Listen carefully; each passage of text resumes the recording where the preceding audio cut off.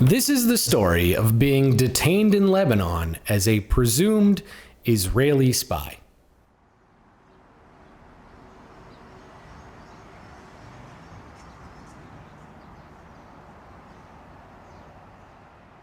I don't actually know where to start today's episode. Normally I have a script. I don't just do this off the cuff, so this one's probably going to be a little rough. Where do I begin?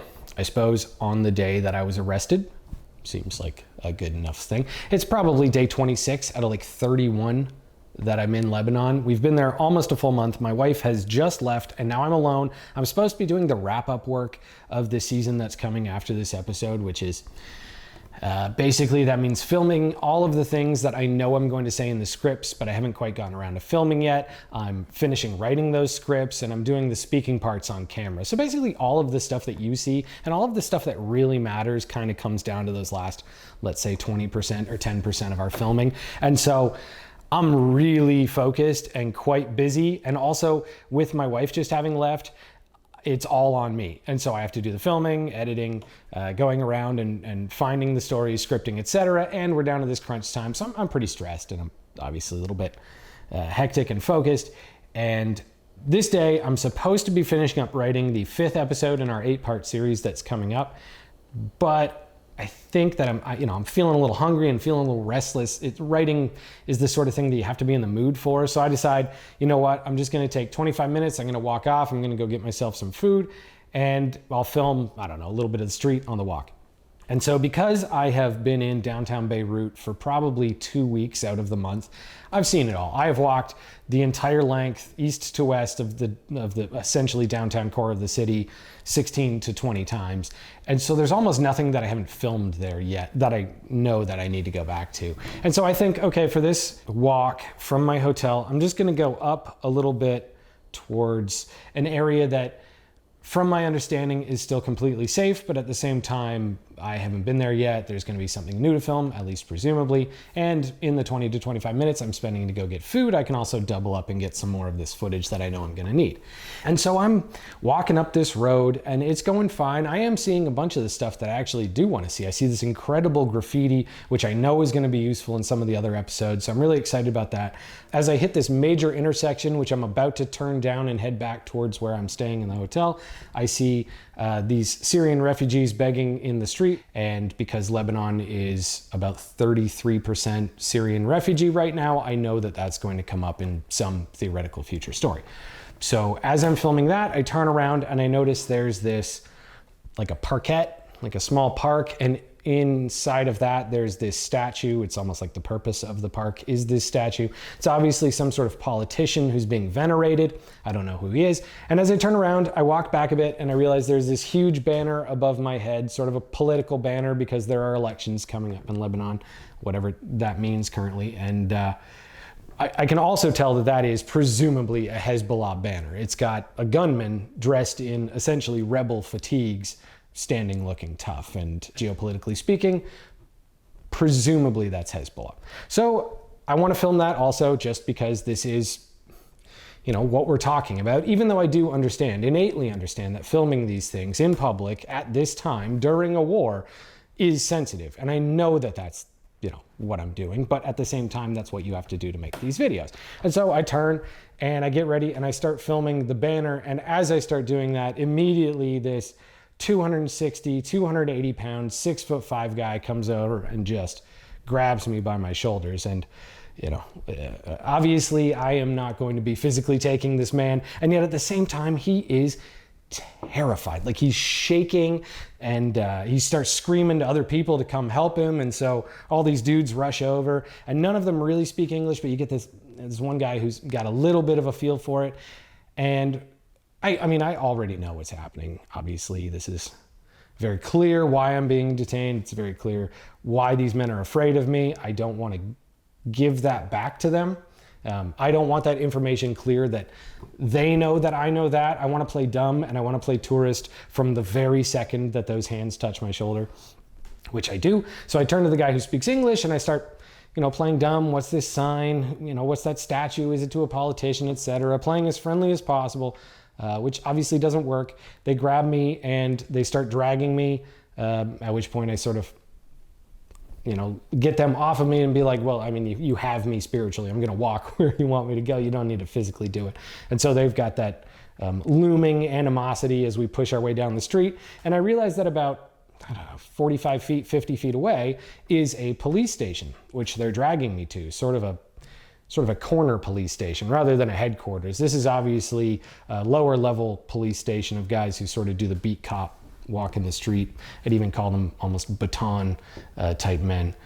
And so I go into this police station and they drop me off, and I realize that these men who've grabbed me are not actually police officers. They are just strangers in the street who felt that they were doing something. And as they bring me to this police station, as they drop me off, it is very clear, despite not speaking Lebanese Arabic, that they believe that I am an Israeli spy.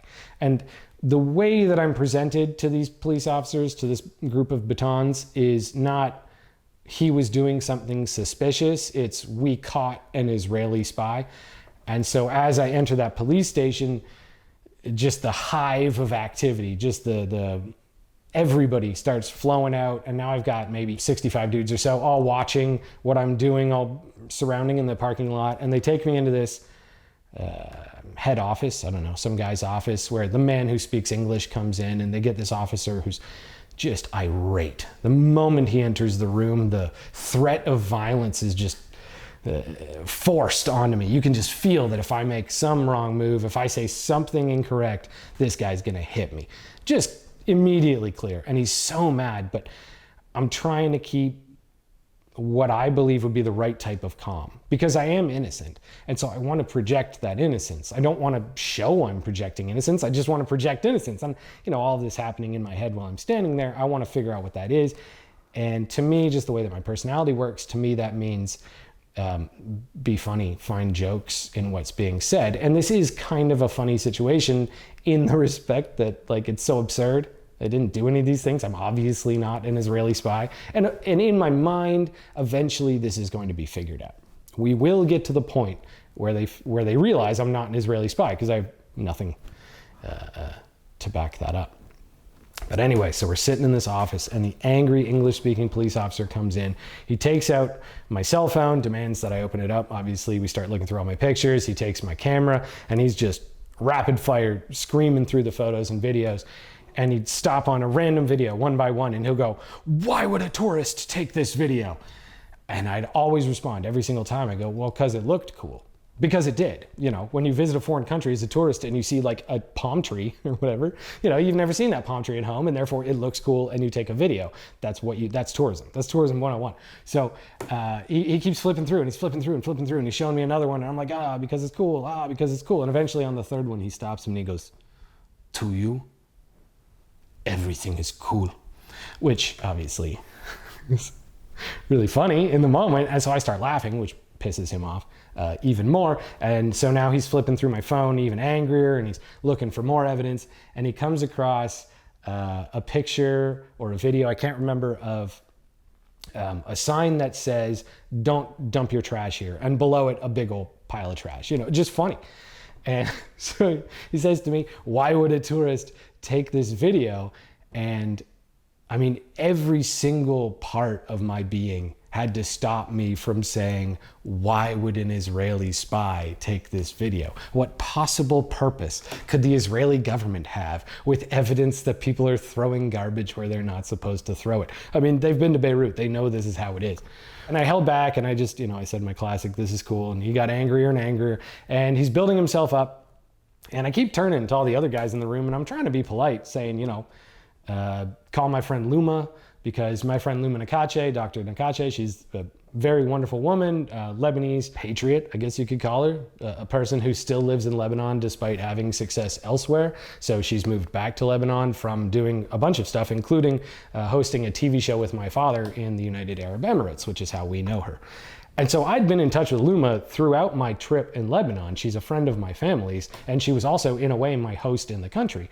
But on top of that, her father is a general, I believe, in their intelligence services, or was back when he was younger. So really all they had to do at this point to prove that I wasn't what they were saying I was call Luma, but they just obviously refused to do that, because in their mind, they'd caught a spy. And so the next step of being a spy in this regard is to send me up the ladder to the next level of police, which turns out to be the top level of police. I am pretty certain they call themselves the CID, although I suppose best understood as like the FBI of Lebanon, or maybe a combination FBI CIA mix of Lebanon. They're top cops, the guys who would find and out spies. And so I'm brought to their office, and it's very clear I've been brought to the most important office. I'm, shackled into the back of a little Honda with two other guys on both my sides and a guy in the front, and they drive me there, and we go upstairs to the third floor, and they set me down on this ratty old couch, and a guy comes out, probably again about 6'5", 280 pounds, but he's very, very clearly a serious military type guy. And he comes up and introduces himself to me without saying his name, just saying, "Hey, this is why you're here. This is what we're about to do. We need to start the interrogation." And I was like, ask away, do whatever you want. I'm happy to answer all of your questions. And at this moment, I'm almost feeling a little bit of relief, because from the second I start talking to this guy, and granted, he only speaks French and Arabic, but I can still sense through the French that he's smart. He's obviously intelligent. And I've been waiting up until this point to really expose who I am and what I'm doing until I met someone who had a bit of intelligence, because I was really worried that talking to the batons, they're just not going to understand. No matter what I say, it's just going to seem like an excuse to them. Whereas when you move up the ladder to guys who have a good education and an actual brain on them, I feel like there's a way to talk my way out of that. And so I meet this guy, and he introduces me to the 4 police who are on my case, which is almost like TV. You've got good cop and bad cop, exactly like television. The one guy being extra mean for no reason, and the other guy stepping in to sort of mother you to make sure you feel okay, which was amazing. And then you also had 2 who are never on TV, which is giant cop and Muslim cop. And those guys, the giant cop clearly there to put on the physical intimidation, which worked very much so. He was a very terrifying man. And then Muslim cop, the reason I call him that is because every single time he was in the room, one of the other police would come up to me and say, "He's Muslim, but it's okay," which I thought was kind of funny. Anyway, so there's those 4 guys, and they're all sitting down to interrogate me. And giant cop, big cop, he says to me, "We got to go, what's your hotel room? We got to go get all this stuff from your hotel room before we start this interrogation." So I tell him where our hotel room is. I give him my key, and he gets me in the car, and we drive to where I'm staying. And in the car, I'm thinking to myself, I have this on my table, and this attaches to a receiver on the camera that you can't see. Could not look more like spy gear if I tried. And this is what's sitting out open in my room. I also have a drone, which I am not allowed to have, sitting on the floor. And not only that, but the other day I had droned this hotel, this abandoned hotel in downtown Beirut, which is not only illegal to fly in downtown Beirut, but also this hotel happens to be a military base. And I droned the whole thing before I knew that. I droned every single corner and aspect and piece and whatever, and I know this is on my drone. So I know the moment that they get to my hotel room, first of all, what they're going to see is a series of gear that looks like a spy has it, and then also they're going to pick apart my drone that has things on it that a spy might take. And so I'm obviously thinking, I have to tell them. I can't just let them come across this stuff. And so in the car on the way there in French, I'm like, "Listen, this is not going to look good for me, but you have to understand, this is why I'm doing it." And so I start laying out that I'm a YouTuber, that I make these videos, that I'm here to make this season, but I'm still being kind of gentle, because every bit of information I put out, I want to be able to walk back from. And I know what you're thinking, call a lawyer. No, that is not an option here. That will only make this worse. At this point, if I were in North America, absolutely, that is what I would do. But at this point in Lebanon, this is a talk your way out now or die type situation. At the very least, be locked up in prison as a presumed Israeli spy, which is virtually the same thing. And so I know I have to talk my way out of this. This is not a legal system way out, because even one night in jail with that hanging over my head is going to be a huge problem for me. And so when we get to the hotel room, they tear it apart like Stasi East German police. They rip apart everything. I mean, it is like Led Zeppelin's been in there for 3 months. The room is total, destroyed. And they've brought up the hotel's main security guard, the head of staff. I don't know what exactly role he has, but I think he's the head security guard. Just some guy who speaks for the hotel. And he's standing in the doorway while they're ripping the room apart. And I'm giving him the, the sad puppy dog eyes, like, I'm so sorry that I've brought this on your hotel. And he's giving me back the, like, I know you didn't do this. This is Lebanon. This is how things go. And very funny. So they get all my stuff together. We put it in my backpack. We get out of the hotel. And as we're leaving the hotel, that staff member turns to me, looking at this room torn to pieces. And he goes, "Do you want our maids to make it up for you?" It's like, I don't know, man. Sure. If you want to clean the room, you guys go for it. I don't think I'm coming back. And so we get back in the car, and we drive back to the FBI office, the CID office. And when we arrive back there, now they've got all my stuff, and they've clearly set up for the interrogation to happen. We go into the giant cop, who turns out to be the lead detective on my case. We go into the giant cop's room and his office, and the interrogation begins with 4 guys. Again, just like a movie. 4 guys, the cigarette smoke, the haze, the everything, the intensity, the one guy asking you the question, the other guy making you repeat it, all this stuff. And we go through about an hour and a half of direct interrogation. And I would describe the interrogation as almost like attempting to get me to say something that I didn't say before. So they'd ask me all of these questions like, what does your aunt do for a living? Where do your cousins all live? And all these other questions to try to pinpoint, first of all, am I Jewish? And second of all, what's my connection to Lebanon? Why am I even here at all? And so they keep doing all these questions, and they're fairly easy to answer. The only one that I lie about, which is the only lie I give to anyone at any point during this entire process, is when they ask me if I've ever been to Israel, because I can't have ever been to Israel and be in Lebanon at the same time. And so I have to lie. But that becomes a very big challenge for me, because I know that they're going to be looking into all my stuff, and I am certain that in my stuff, somewhere, there is proof that I've been to Israel. And so I just sort of put that lie out as like this bomb that I know is going to explode in the future, but I can't really face it right now. It's my first interrogation. I have no idea where this thing is going to go, and I definitely don't want to put that on the table to start. So I lie about that, but otherwise it is mostly, what are you doing in Lebanon? Who are these people in your phone? Et cetera, et cetera. And so we're going through my WhatsApp, and I think the top 5 people were something like my friend Eric, my old cameraman Francesco, a guy who I'd met in front of the mosque a couple days before, my friend Luma, and this police officer who'd driven me whenever I was in the north. And all of them had names based around how I perceive these people. I'm sure, just like you, my WhatsApp is not the actual first and last names of the people I talk to, but some sort of joke that I've invented about them. Like, for example, my friend Eric, his name is Papa Rico to me, which was very confusing to these police. My old cameraman, Francesco, I call him, because he's Italian, obviously he's a mafioso, Don Cesso. Cesso being the word for toilet in Italian, short form for Francesco among boys. So he's Don Cesso, obviously. And when the police read the name Don Cesso, they genuinely believe that makes Francesco a mafioso. And so they start asking me all these questions down that line, which, if you know Francesco, is very funny, especially at this point in time.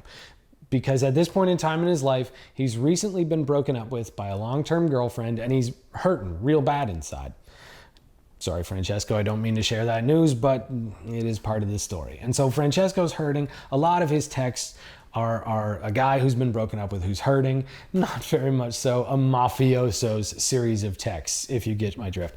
And so they keep going down, and they come across this dude I met in front of the mosque in Beirut, and he'd shown me a card. I think he was a Syrian refugee, but he'd shown me a card saying that he'd got his journalist's license in Lebanon to basically as a way to talk to me, because I was holding my camera and he just wanted to engage in English and do a little English practice. But I'd written in the phone that he was a Lebanese journalist, because I never actually got his name. And so when they came across that, also all of these questions getting very heated, believing that I'd engaged with a Lebanese journalist for some reason. And so I asked them just read the text. And as they started reading the text, they realized that he's just trying to convert me to Islam. Like every single text he sent me is effectively, you should read the Quran. And so once they read that, it's translated to Arabic, and everybody laughs because they're Lebanon's about 45-50% Christian and 45-50% Muslim, depending on how you frame it. And then there's also the Druze, I'll get into in a different episode. But effectively, it means that these guys have come across this conversation many times. And so they start laughing about that, and they keep moving down. They come up to my friend Luma, which is very helpful for me because she's someone who they should end up talking to. And once they do end up talking to her, it starts to help my case a little bit. But then after that, I have Lebanese policeman, which just like the journalist, now they're all heated about, why I'm contacting Lebanese policemen. But as it turns out, just a few days before, when Kata and I were in the far north of the country, which is a city called Tripoli, which many Lebanese would consider quite unsafe by Lebanese standards, we hired a taxi to drive us back down to Batroun. And the guy who drove us, because police in Lebanon make absolutely no money, something like $150 a month, he drove us as moonlighting as a taxi driver back to this other town that we were staying in. And so he was a great dude. I took all of his information. We figured we'd link up later and do another drive to some other dangerous areas. I figured, why not? If you've got a cop driving you, it's a lot safer than doing it by yourself. And he told me some stuff about like how he'd been working with the CIA to help them uproot some terrorists. So I relayed all that information to these police, and they were all shocked because they happened to know this guy, like personally, like they were friends with him. And so they immediately told me, they're like, listen, that guy did not work with the CIA. He just made that up. That was just a completely fake thing he told you for the fun of being a cool dude in a taxi. So, just going through all these little things in my WhatsApp, and you can tell the tension is lowering. I'm making a lot of jokes during our interrogation that are landing, which is really making me, I'm feeling a lot calmer every time the entire room bursts out laughing. And the way that it works is we got the one guy who speaks English, so I'll say the joke to him, and then he'll turn and translate it to Arabic, and then you can feel the room, either they'll all start laughing or they won't. On top of that, they made me go through my social media. So we went to my Twitter and we saw that I'd tweeted something about how effectively what Israel was doing in Gaza was more akin to a slaughter than a war. We went to a lot of the video footage that I'd taken in Greece and Lebanon up to that point had been propaganda on the walls or graffiti on the walls that talked about the situation in Gaza. So it was quite clear that I was going to be discussing that in some way. And then on my desktop was the script that I'd been writing for the upcoming Lebanon series. And although it wasn't complete, when you read that script, you can very clearly see what I think about the country and what I'm going to be saying about it. And all of these things combined with them checking out my YouTube channel gave them a much better feel for what I was. And at least in that room, they, for the most part, knew that I wasn't going to be a problem. And it was somewhere around that point when, and I don't know exactly when I did this, but I did what my brother and sister and I would have referred to as children as dropping the A-bomb, which means letting them know that my father is an astronaut, and for that matter, quite a famous astronaut in my country, which I really didn't want to use as a lever. I kind of wanted them to come across it, which they did, and sort of have it exposed in that way, because I felt like if I presented it, it would almost sound like I was trying to use it to get out of my situation. Whereas if they came across it, it would feel more like a weight of their decision. So if they, for example, did choose to lock me up, they know that that's going to be at the very least. And I did my best to say this in not in direct terms, but in some terms, that the media is going to have to discuss this. They're going to have to explain this to somebody. And that is sort of what I wanted to use from the A-bomb, is not to say the embassy will care, because they did not care. The embassy were absolutely useless. So it wasn't because of that. It was purely because I wanted them to feel like if they made a decision with me, it would come up again. That's it. And so I allowed that to sort of trickle into the interrogation towards the end. And that became sort of a point of fun as well. We started talking about how I'd met Neil Armstrong when I was a kid at the doctor, and what it was like growing up and doing all that sort of stuff. The same questions you get day in, day out in my life.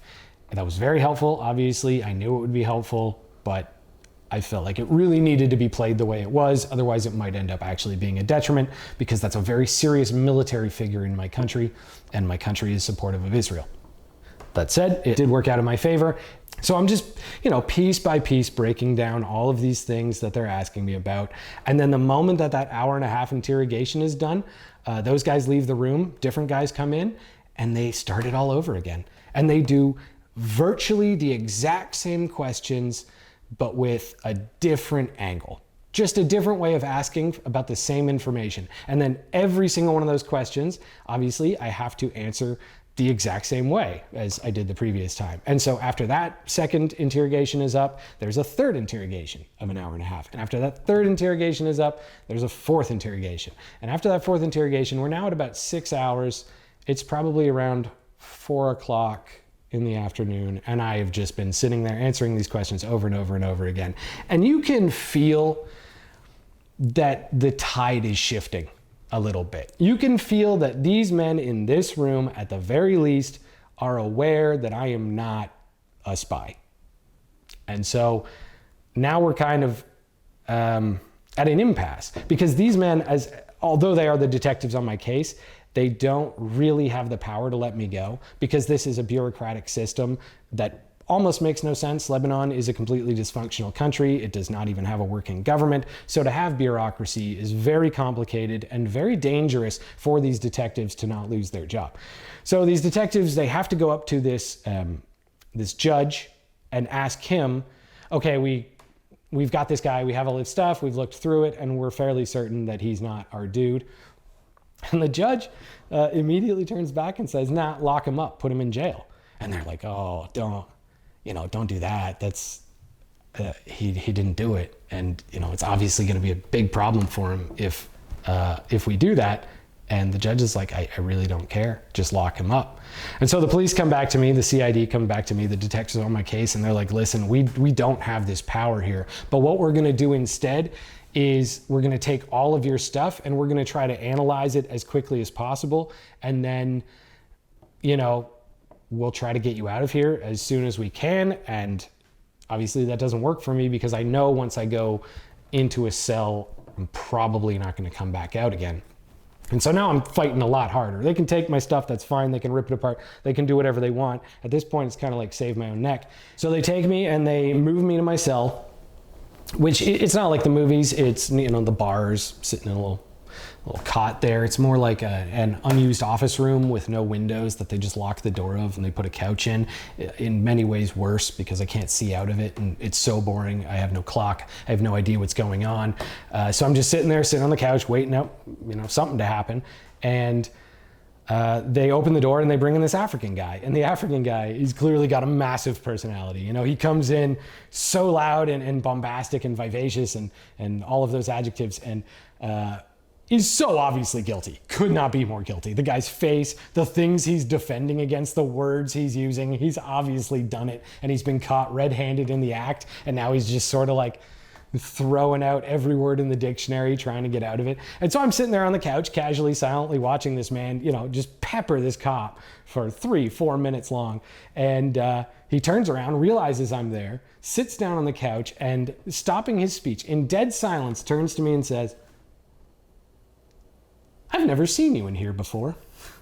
And so I'm laughing about that. And he sits down and we start shooting the shit, and we're, just making chat about why I'm there and why he hasn't seen me before and all this stuff. And we're talking about being in Lebanon and what it's like to be him there. And, the cop's laughing at all of it because he's giving a very funny answer to pretty much everything I ask. And so then eventually George, good cop, comes and sees me talking to this guy, and he decides that he would rather speak to me instead. I think that he wants to emigrate to Canada, or he wants his children to emigrate to Canada. So he brought me into his back office. And when he brings me into his back office to sit with him, it's obvious that I'm innocent. Like, that I'm going to get out of this, or I know I'm going to get out of this, because in his office, on the wall above him, is a handmade map with pins of every single police station in the city.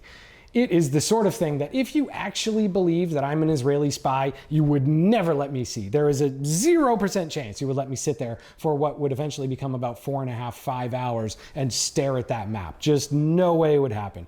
So when I sit down in that chair and I start talking with good cop, I know that it's going to be okay. And I'm feeling really comfortable and safe. And it's at that point when they come in and they tell me, okay, so we've been talking to this judge, and what he has told us is we have to lock you up overnight here in the cell you were just in, basically. And we have to take all of your stuff and give it to this other department.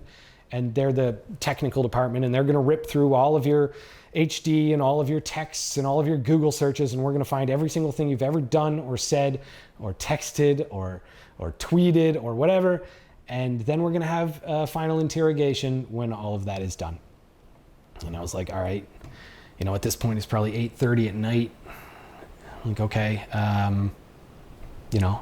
as long as that moves this along, but given that you guys know I'm innocent and you have all of my things, you have my passport, you have my phone, you have everything of mine, can you let me be house arrested in that hotel and just talk to the hotel staff and let them know what's going on to, just allow me some comfort, because you guys know I'm innocent, right?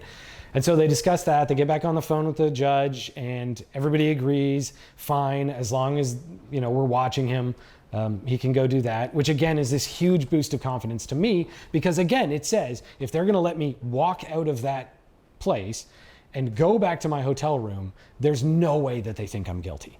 So now they've agreed to send me back to my hotel room, and we're waiting on Ramadan to finish and the English-speaking cop to break his fast and then drive back down to the station where he can do the translation for me, to sign the document, to basically say that all of this has happened, this is everything we've discussed, this is why I'm being released, this is what they've taken from me piece by piece.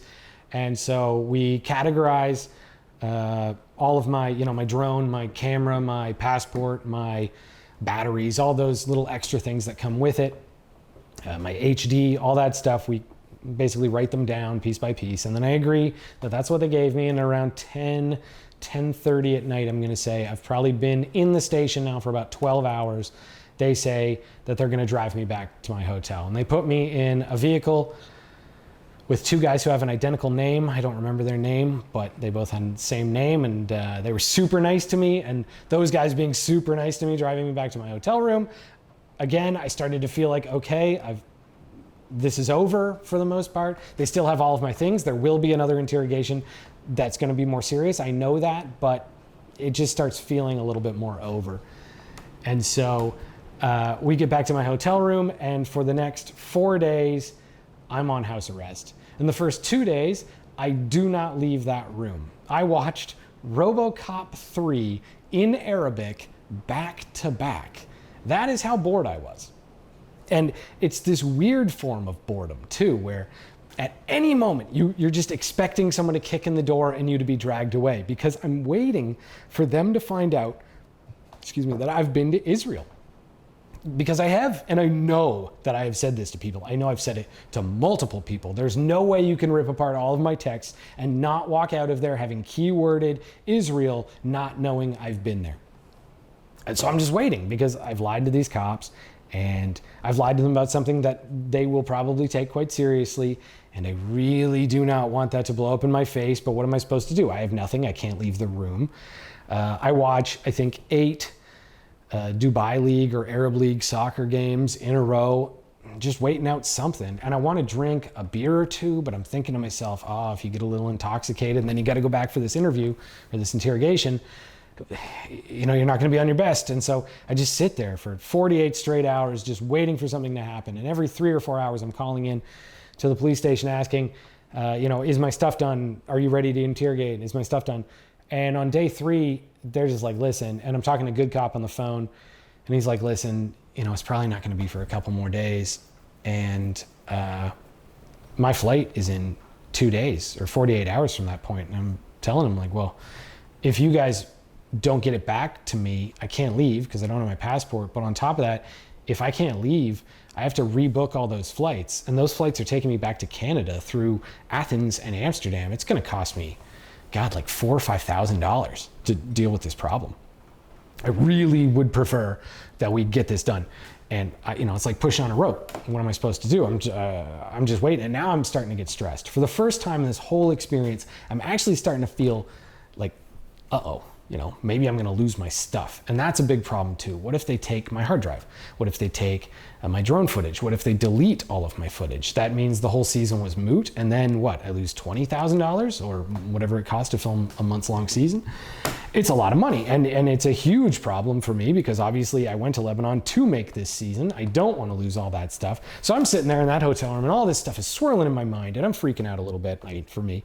And I'm like, all right, it's been 48 hours. I'm going to call the embassy just to let them know this is happening, because even though I think I've solved it, maybe there's a way that they can press on the gas a tiny bit. And I know they won't, but I am freaking out a little. So I get on the line with the embassy and I start talking to them.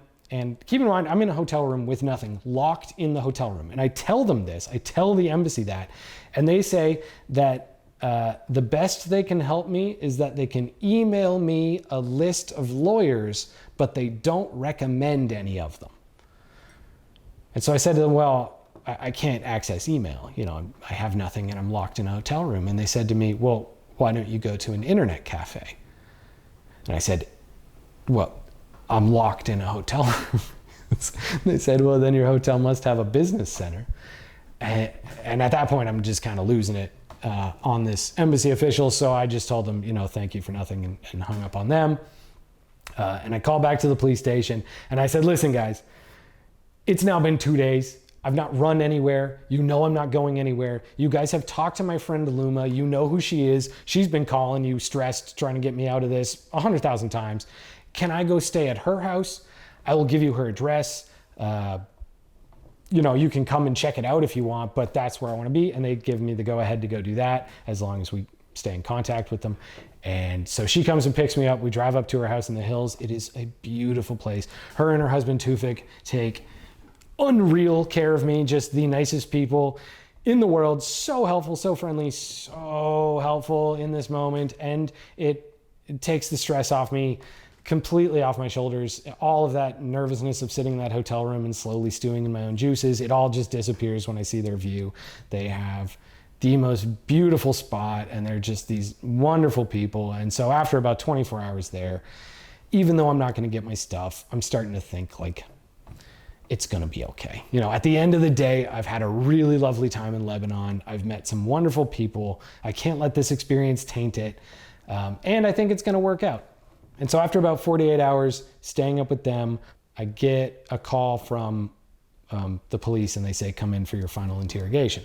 And so Tufik, Luma's husband, drives me in back downtown from their house. And we get into the office and it's just back to 1,000% serious again, because that judge who said I had to go to jail, now he's in the room and they have all of my texts and they say, all right, we're going to sit down and one by one do this. And we're going to wait for the guy who's from the other department who's read every single one of your texts to come in here. And he's going to be interrogating you because he has some serious questions. And now I'm like, shit, I was home free. I was feeling so comfortable. I was at my friend's house having this lovely time. And now I'm back so hard in the thick of it, way worse than I was on the first day.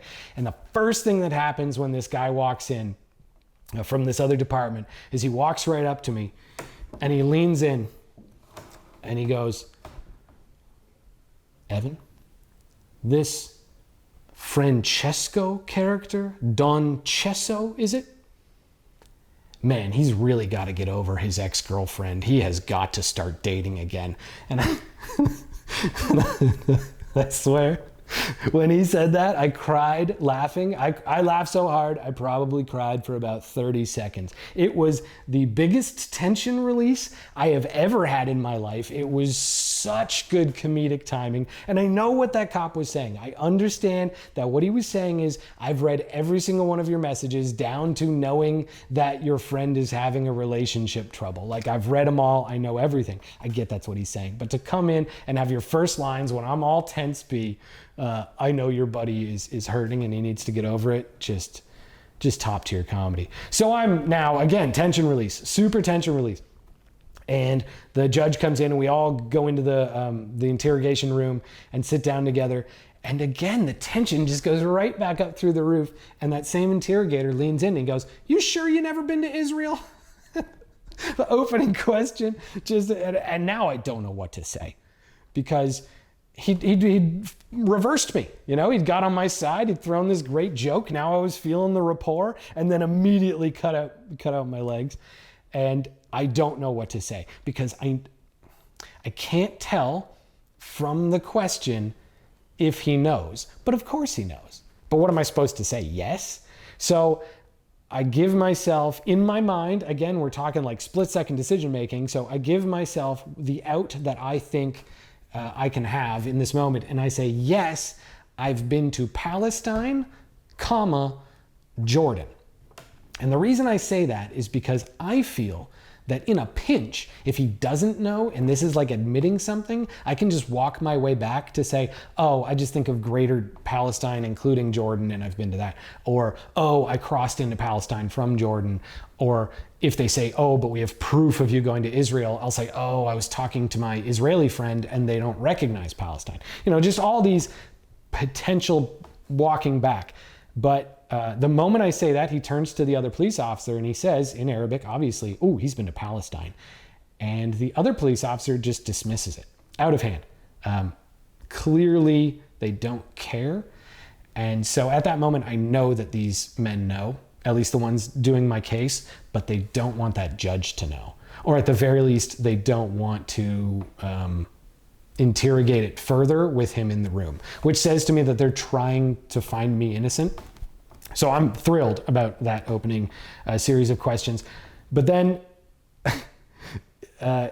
it may have been the funniest day of my entire life starting around that moment, because now we're going through keywords of every text I've ever sent my friends that include some pretty hot topics.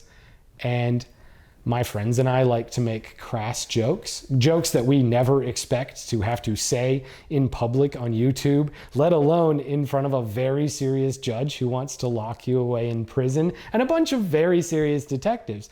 And so one by one, they have this monitor on my left that the giant cop is reading, and then the guy who's interrogating me straight across, and he'll read the screen, which I can't see. And then he'll ask me about the text. And if I never really understand what he's talking about, he'll turn the screen so I can read it. And the first one is my friend Eric Paparico from before. He is a very crass man, but a very funny man. And one of his jokes is that anytime something horrible happens in the world, like let's say there's a earthquake in Venezuela, Eric's way of explaining that is that it was the black gay Jews who did it. Which I understand is not PC, but that's the joke, right? And so they turn the screen, and now all those men, dead face, dead serious, are like, what does this mean? And so now I'm explaining comedy, and I'm saying, well, okay, so there's the concept of a scapegoat, right? And in comedy, there's something called the rule of threes. So if you get 3 scapegoats and you push them all together, it's, for whatever reason, funnier. Obviously, Eric doesn't think that the earthquakes are being caused by this. And again, just like before, anytime I translate it and it gets translated back to Arabic, the whole room laughs because they understand it's a joke. These are just guys. They're not, trying to make me go to prison. And so, again, one by one, we're doing these explanations. And one of those, for example, they asked me about Don Chesso and him being in the mafia. And then I make them Google Chesso. And the moment they Google Chesso, it's just a series of toilet photos. And then they all laugh. They think that's very funny too, because, again, I'm explaining like, this is my boy. Of course, I'm going to call him king of the toilet. And so now we're going through all of these texts and Google searches and every embarrassing thing I've ever sent to anyone, turning the screen, explaining it one by one. And so many funny things happen, but it's hard. Like I'm not supposed to laugh. I got the judge right in front of me and I don't think he's going to enjoy it as much as me, but every single thing they turn is funny. Like they show me this Google search I did, 2-3 years ago, which is Ghislaine Maxwell Mossad? And they'd never heard of Jeffrey Epstein. So now I have to explain the entire Epstein trial to Lebanese police and judges. and then who Ghislaine Maxwell is and why I think she's Mossad and all of this stuff. And they're taking it so seriously. And I mean, I suppose it is quite serious, but the situation is so absurd that I just keep laughing. It's too funny. It's so absurd. And they understand. They understand it's absurd. They understand my position, but they keep turning the screen and it keeps being funny. And so eventually they come across a text from Francesco. And Francesco and I worked with a company called EuroLeague, which is the European NBA. Really wonderful company, really good to work for, wonderful basketball, super cool people. And they have a team in Tel Aviv. And that team, while we were working for them, during the Gaza crisis, came over to, I think it was Rome, and engaged in a bit of hooliganism. And Francesco sent that to me just because it was news about our job. And I wrote back something along the lines of, they're all hopped up on cultural genocide. Don't trust them. And there's a bunch of ways you can read that, especially the words, don't trust them. And if you know me, if you're Francesco and you're reading that, obviously where you're going to infer from it is the fans of that specific basketball team. You can't trust them not to be hooligans because this is Europe and Europe loves hooliganism around sports. If you're sitting in that room and you're the judge and those detectives, what you're going to take it to mean is don't trust Jewish people, or at the very least Israelis. And I am not going to dissuade them from thinking that, because the interrogator leans forward and he says to me, and I quote, "This is what exonerated you." And the absurdity, the comedy of the absurdity. I can't smile, I can't laugh, but it's so ridiculous. But anyway, we've got this up on this screen with them saying this exonerates you, and we're discussing what I mean by it, and I obviously take the stance that they want me to take, and the judge feels a little bit satisfied, and we go through some more of the stuff, just a little light cleanup and everything, and then we write it all down in a document, and I sign it, and I say, that's exactly what it was. They bring me back all my equipment and give it back to me. And what's crazy is that when I get back my equipment, I check it out, and they hadn't deleted my footage. I had filmed so many illegal things. I had used the drone illegally. Granted, I had flown that drone with police officers and nobody had ever stopped me, so it isn't like, illegal in the harshest sense of the term, but I'd flown that drone over military bases, like I said, over ports, over places of critical infrastructure, stuff that you really shouldn't be flying a drone over, and they didn't delete that footage. They gave me every single thing back. And when they gave it to me back, they got all the guys together and everybody was being super friendly. We were having kebab together, sharing coffees. And then just before I'm about to leave, as I'm collecting all my gear, bad cop comes back in. And, because of his role, characteristically, he's been quite mean to me the entire time, which I've understood and been, respectful of. But now he's coming in and he's got a bit of a smile on his face. He gives me a coffee, he shakes my hand, and he says, the reason we're letting you go is not about being Canadian. It's not about your father. It's because we understand that you are good. You're a decent person. And we don't think that you deserve to be locked up. And then he said, we catch 2 to 3 spies on a weekly basis. We are overrun at the moment. And you got yourself out of it. And God, that felt good. Like, as a self-esteem boost, as a moral boost, as also a calm as I'm leaving, And so I shake everybody's hand. I really did respect the police in that room. And that's something that I want to say before this is over, because this is essentially the end of the story. I just go back, I get on the plane, and I fly away. But it would be easy to take away from this that Lebanon was dangerous, or a bad country, or somewhere that you shouldn't visit, or that this was somehow their fault. Like, they plucked this random YouTuber out of the street. Obviously, they're xenophobic and whatever. And all of that's not true. Lebanon was, without any question, the friendliest country I've ever been to. That trope of people opening their doors and inviting you in for tea just because, it happened over and over again in Lebanon. Everybody treated us nice. It didn't matter Christian, Muslim, Druze, didn't matter the neighborhood, didn't matter where we were. Virtually every time I interacted with someone, except this one specific instance, it worked out amazingly for me. It was a wonderful place and a beautiful country with such amazing history. It is safe in the streets. People do not harass you. I experienced 0 crime. I felt at no point unsafe carrying the camera, except this one moment. And I think the best way to frame that is Lebanon's in a war. They have every right to be nervous. And as a person walking around with a camera doing what I do, you have to understand that you present a concern to local people. And some people are going to freak out a little bit too far. I view it kind of like if it's September 13th, 2001, and you're a Saudi tourist walking around New York City with a camera. Some guy is gonna come up and jack you up, presumably, because that's just how the world works. And you can get mad at that, you can think that it's the country's fault, but this is human nature. And so I do not want anyone watching this video to take away the idea that if they went to Lebanon, they're gonna end up accused of Israel. This is because of my choices. And if you went to Lebanon today as a tourist and you went to go see Batroun or virtually any of the sites that exist outside of the south of the country, you will presumably be safe to do so, because the news lies about Lebanon, and it is far better than it seems. I would go back in a heartbeat. It's really incredible place. I would love to thank Luma and her family, Tufik, for helping me out. I would like to thank the staff of the hotel who were so helpful to me during my time of incarceration. I would actually even like to thank the CID, the upper level police, because although they did waste a couple days of my time, I understand that. They were professional, they were helpful, and they did end up finding me innocent, all of which were really appreciated on my end. If I had only engaged with that first police station, if I'd only engaged with those first police officers, I have no question in my mind I would still be in jail there today. I truly also believe that if this had happened to me and I was that Saudi tourist in New York on September 13th, I would have probably had a much harder time getting out of that position. So I need to take all of those things with a grain of salt when I present this story, and I hope that you do too. And I hope that when you walk away, you understand that this is just the sort of thing that happens when you film this series. It was a very interesting time, and I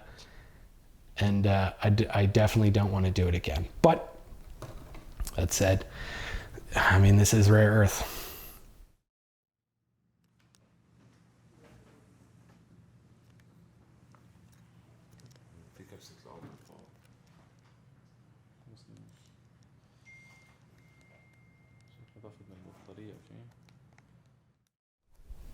I hope you enjoy this season. It's a really good one.